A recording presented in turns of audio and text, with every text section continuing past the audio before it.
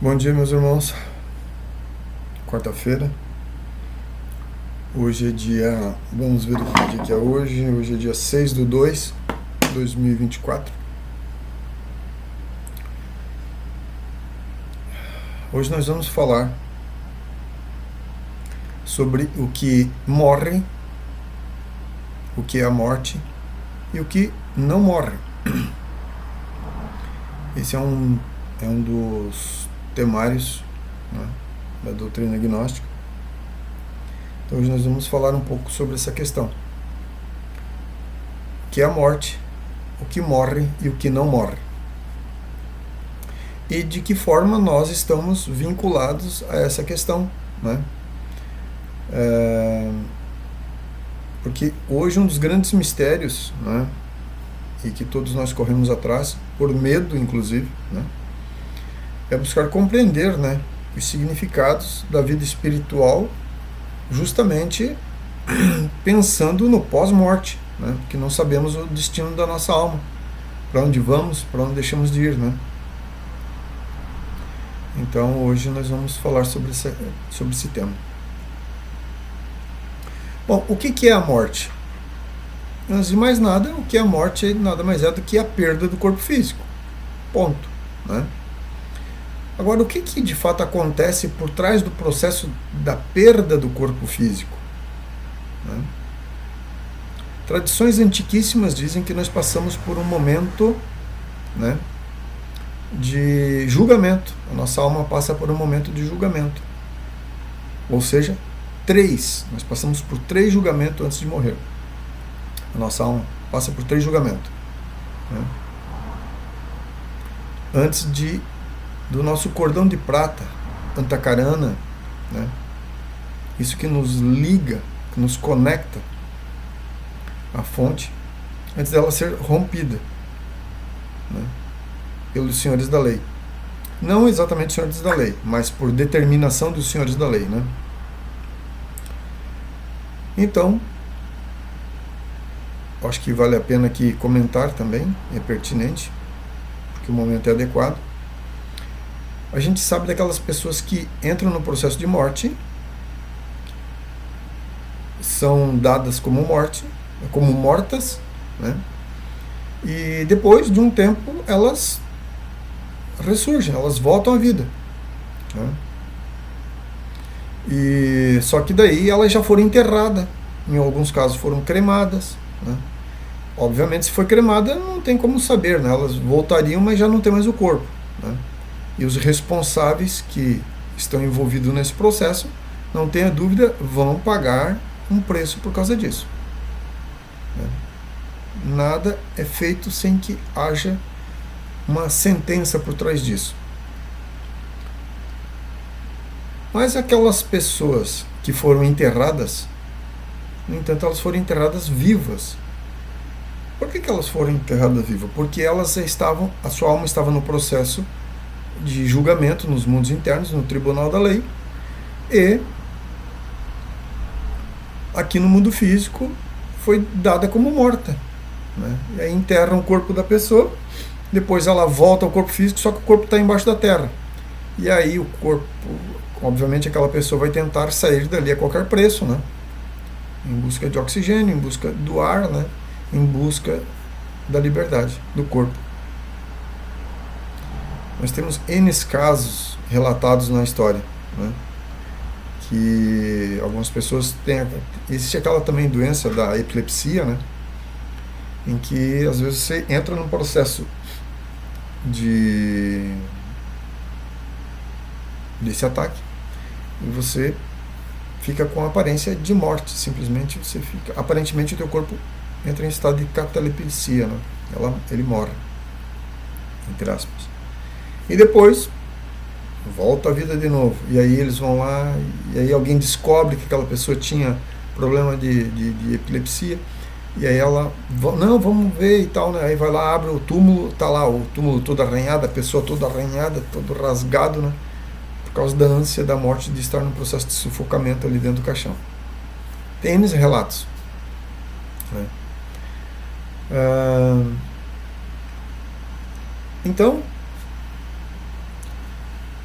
O processo da morte é o quê? É o corte, né, desse nosso cordão de prata, nosso Antakarana em algumas tradições, né, cordão de prata aqui para nós, né, que é então esse elo de conexão com os nossos corpos mais sutis. Então os senhores da lei julgam a alma daquela pessoa e essa pessoa então é sentenciada à morte. Aí vem, né, os responsáveis pela criação e, né, o famoso anjo da morte vem ali e corta o cordão de prata.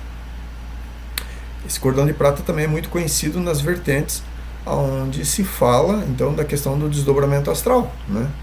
Tem N canais aí na internet que falam sobre a questão do desdobramento astral e falam dessa questão do cordão de prata, né? Bem, então a morte é a perda, né, dessa conexão. E o que morre nesse processo? O que de fato morre nesse processo? Durante a vida, durante o processo existencial do nosso corpo, né, então nós, nessa troca, nessa simbiose, né, nessa troca de energias entre um ser humano e outro ser humano, existe ali aquilo que a gente chama de dreno de energia mental. Acho que em vídeos anteriores eu já comentei um pouco sobre isso. Então é chamado de dreno de energia mental, né? É quase um comportamento vampiresco que nós temos um em relação ao outro. E essa energia mental, ela vem e se plasma, né, no meu entorno. Ela vem e se plasma no meu entorno. Da mesma forma que sai de mim e se plasma no outro irmão, né, no seu entorno, tomando as configurações e a aparência dessa forma humana.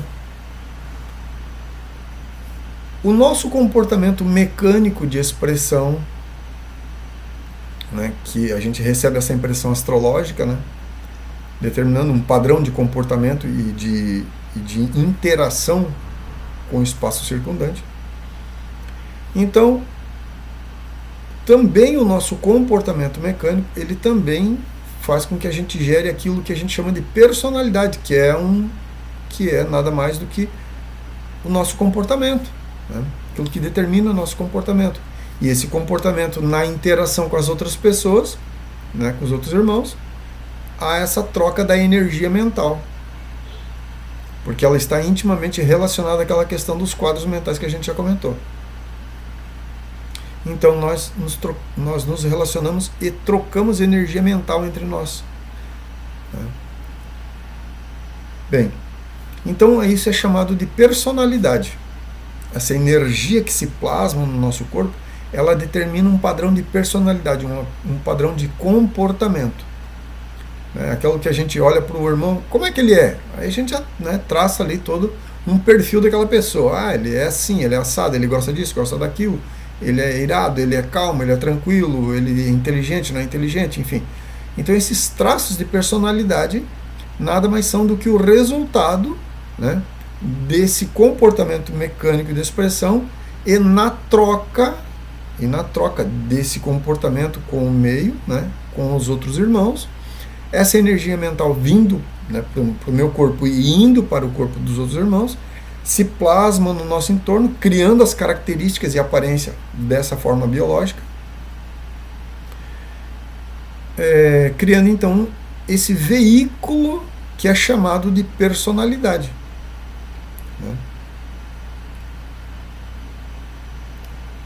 Resta entender aqui que uma pessoa que trabalhe sobre os seus processos mentais, elimine seus quadros mentais, ele elimina também essa personalidade, ele também vai eliminar esse veículo de energia mental, né? Mas ele só vai conseguir eliminar se ele trabalhar sobre os quadros mentais dele, caso contrário não elimina. Então essa personalidade ela também morre junto com o corpo, né? O corpo humano já morreu, aí é a vez da personalidade. Porém, uma personalidade, ela vai de fato, né, desintegrar e vai morrer efetivamente quando? Quando aquele ser humano for esquecido. Enquanto ele não for esquecido, ele vai continuar existindo por aí. Então, uma personalidade, resultado dessa forma humana, conectado a essa forma humana, né, subproduto dos nossos processos mentais e dos processos mentais dos nossos irmãos, conectado dessa forma, o que ele faz? Quando o corpo, então ele é enterrado, né, então essa personalidade ele vai e fica junto com o corpo, ou sobre o caixão, mas fica ali, junto com o corpo, porque ele é vínculo e subproduto, ele está vinculado e ele é um subproduto dessa forma, então ele vai lá e se mantém, né, junto com essa forma humana.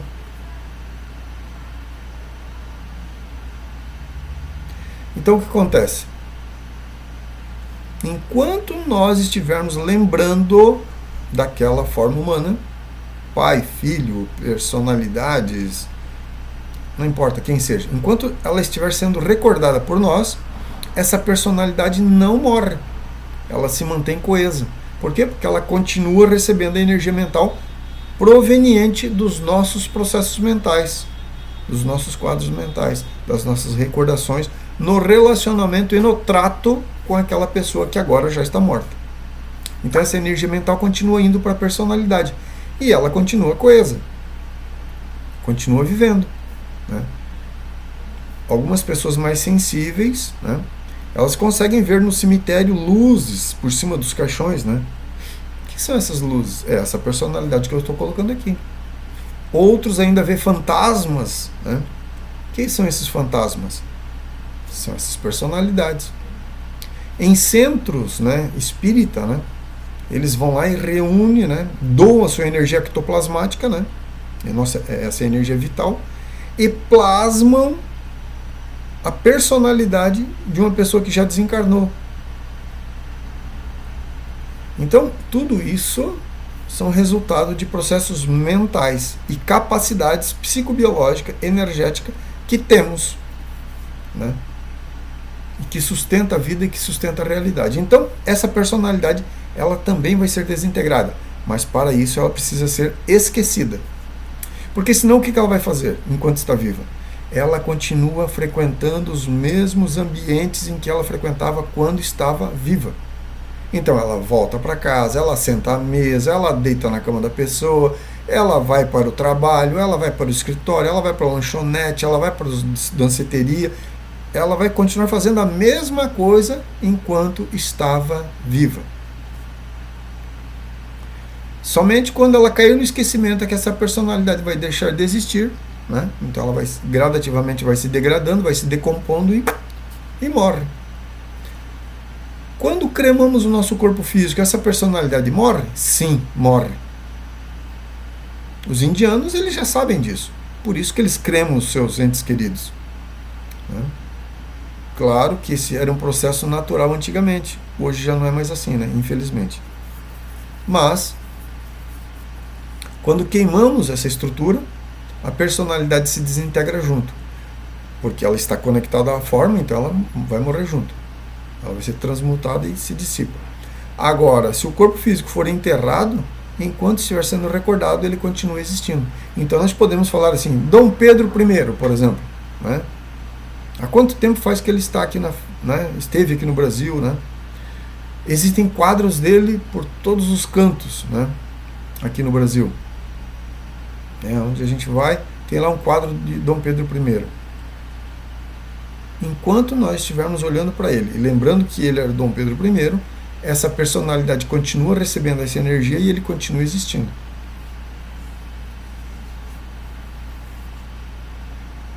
E assim é com todos. Então a personalidade, ela também morre. Ela também morre. Mas aí depende apenas, exclusivamente dos seres humanos, que ainda estão encarnados. E nesse processo, o que não morre? O que não morre? O que não morre é aquilo que nós chamamos de ego. O nosso ego, ele não morre. Por que que o nosso ego não morre? Porque ele é fruto das nossas criações mentais e dentro desses quadros mentais, dentro dessas criações mentais, dentro dessas memórias, existe uma partícula da nossa essência divina. Então, enquanto essa partícula estiver ali naquele quadro mental, aquele quadro mental vai continuar existindo. Então, o nosso ego não morre. O que é o nosso ego? O nosso ego, né, é o nosso corpo emocional. O nosso corpo emocional é onde está agregado os valores e as nossas crenças. Resultado dos nossos quadros mentais. Então, quando eu elimino um quadro mental, o que de fato eu estou fazendo? Eu estou eliminando de dentro de mim uma crença e um valor atribuído àquela crença. Então, o ego não morre, ele permanece vivo.